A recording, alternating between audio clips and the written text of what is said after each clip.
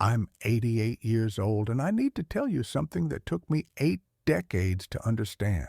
Something so obvious, so simple, that when I finally saw it, I wanted to scream at my younger self. I spent 67 years chasing money.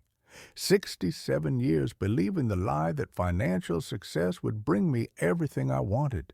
And now, sitting here at 88, with maybe 4 years left if I'm lucky, I finally understand what money actually is. And it's not what they told us, not what I told myself for most of my life. Let me start with this. When I was 21 years old, fresh out of college, I sat down with my father and asked him what I should do with my life. And he said something that millions of fathers have said to millions of sons. He said, "Make as much money as you can while you're young. Everything else will follow. Security, respect, happiness, freedom. It all comes from money." So that's what I did. I believed him. I spent the next 4 decades building wealth. Started in finance, worked my way up, made partner, started my own firm. By the time I was 50, I had more money than my father ever dreamed of. And I kept going, because that's what you do, right? You don't stop when you have enough. You keep pushing, keep growing, keep accumulating. By 60, I was wealthy by any measure. Multiple properties, substantial investments, the kind of portfolio that should have made me feel secure for life. And you know what? I did feel secure for about 6 months. Then I started worrying about losing it. Started thinking about what happens when the market crashes, when investments fail, when everything I built could disappear. That's the first lie about money nobody tells you.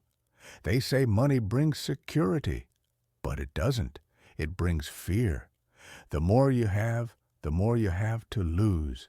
The more you worry about protecting it. The more time you spend managing it instead of living. I had a colleague who made 8 figures before he was 40. Brilliant investor. Made money in his sleep, and he was the most anxious person I ever met. Couldn't enjoy a meal without checking his phone, couldn't take a vacation without worrying about what was happening to his positions. Had everything and enjoyed nothing. That's not security. That's prison. But I didn't see it then.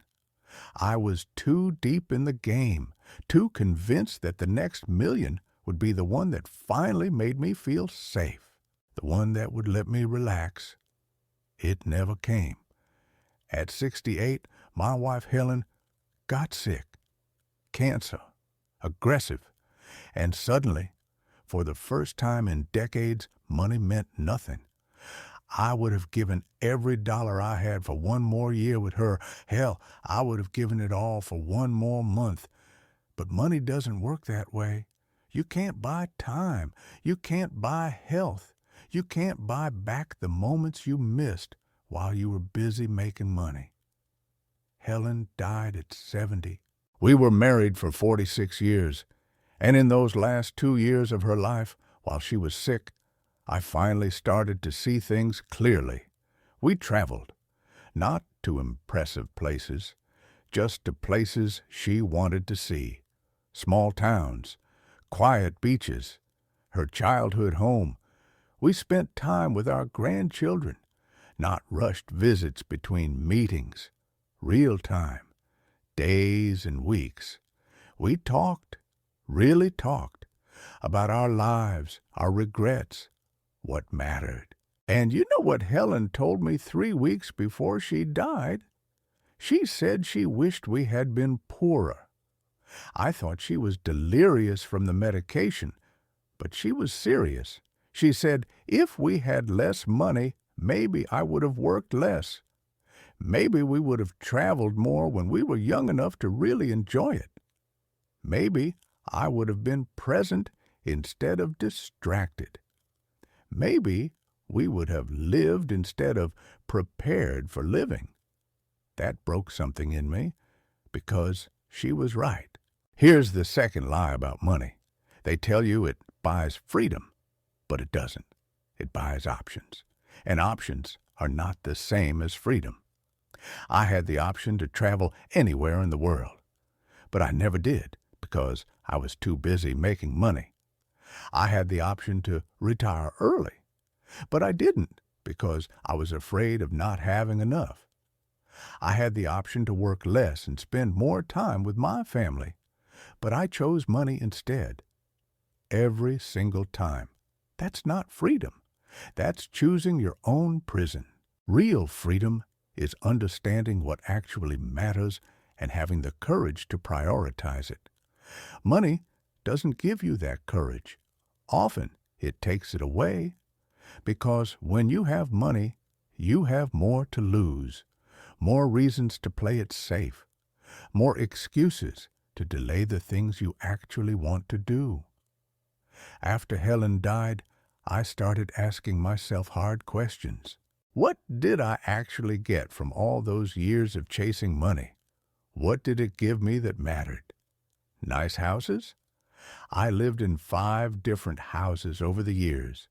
Beautiful places, and I barely remember them. They were just addresses where I slept and worried about money. Fancy cars?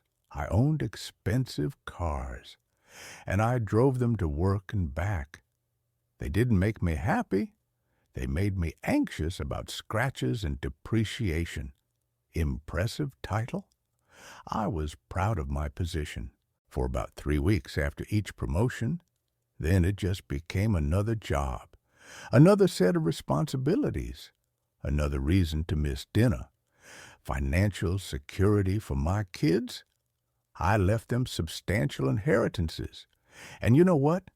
I think I did them more harm than good because they never had to struggle, never had to figure out what they really wanted to do with their lives, never had the pressure that forces you to discover who you actually are.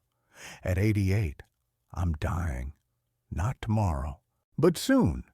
Doctors give me 4 years if everything goes well, maybe 5, probably less. And I'm looking back at 88 years of life and trying to figure out what actually mattered, what actually brought me joy, what actually made life worth living. It wasn't the money. It was never the money. You know what I remember? What my brain holds on to when everything else is fading. I remember a camping trip when I was 32. My son was 7. We went to this cheap campground upstate, spent 3 days in a tent. It rained the whole time. We were soaked and cold and uncomfortable, and it was perfect because I was there, fully there, not thinking about work or money or anything else, just watching my son try to start a fire in the rain and laughing until my stomach hurt. That memory is more vivid than any business success I ever had. I remember Sunday mornings with Helen, before I started working weekends, when we would sleep in and make breakfast together and read the newspaper and do absolutely nothing productive. Those mornings were worth more than every bonus I ever received. I remember my daughter's high school graduation. I almost missed it because of a meeting in Singapore. But Helen insisted I cancel the trip, and I'm so grateful she did, because watching my daughter walk across that stage, seeing her smile when she saw me in the crowd, that moment has more value to me now than the deal I would have closed. Here's the truth I wish someone had told me at 21. Money is a tool, nothing more. It's not a goal. It's not a measure of success. It's not the path to happiness or security or freedom. It's a tool. And like any tool, its value depends entirely on what you use it for. I used it to build wealth, to create security, to achieve status. And those are the worst possible uses for money, because they're never ending. There's always more wealth to build, more security to create, higher status to achieve. You spend your whole life chasing and never arrive. The best use for money? Buying time to do what matters, buying experiences that create memories, buying the ability to say no to things that drain you and yes to things that fulfill you. Removing obstacles between you and the life you actually want to live. I had enough money to do all of that by the time I was 40. But I didn't use it that way. I kept accumulating, kept chasing, kept believing the lie that more would finally be enough. It never was. My biggest regret isn't that I made money. It's that I let money make my decisions for me. Every time I chose work over family, I was choosing money. Every time I delayed a trip or a experience or a risk because I needed to save more, I was choosing money. Every time I measured my worth by my net worth, I was choosing money. And money was the worst advisor I ever had. You want to know what actually matters at 88? What still brings me joy with 4 years left? My grandchildren visiting. Not because I can leave them money, because I get to know them, because I get to tell them stories and hear about their lives and feel connected to something beyond myself. The book club I joined at 83. We meet every Tuesday, read novels, discuss them for hours. Nobody cares what I used to do or how much money I made. We just talk about stories and life and ideas. The garden I planted at 85. I never had time for gardening while I was working. Too busy. Now I spend hours out there, watching things grow, getting dirt under my nails, creating something beautiful that has no monetary value whatsoever. Writing letters to my children and grandchildren, not about money or advice or lessons, just telling them I love them, sharing memories, trying to leave them something more valuable than an inheritance. These things cost almost nothing, and they're the only things that still matter. If I could go back and talk to my 21-year-old self, here's what I would say. Money is not the goal. It's not even close. The goal is a life well lived, relationships that matter, experiences that shape you, work that fulfills you, time spent on things that actually bring joy. Money can help with some of that, but only if you're willing to spend it, only if you're willing to use it as a tool for living instead of an end in itself. Make enough to be comfortable, then stop chasing. Start living.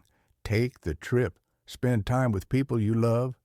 Do work that matters to you, even if it pays less. Say no to opportunities that would take you away from what's important. Because I promise you, at 88, you won't regret the money you didn't make. You'll regret the life you didn't live while you were busy making it. The people at my funeral won't remember my net worth.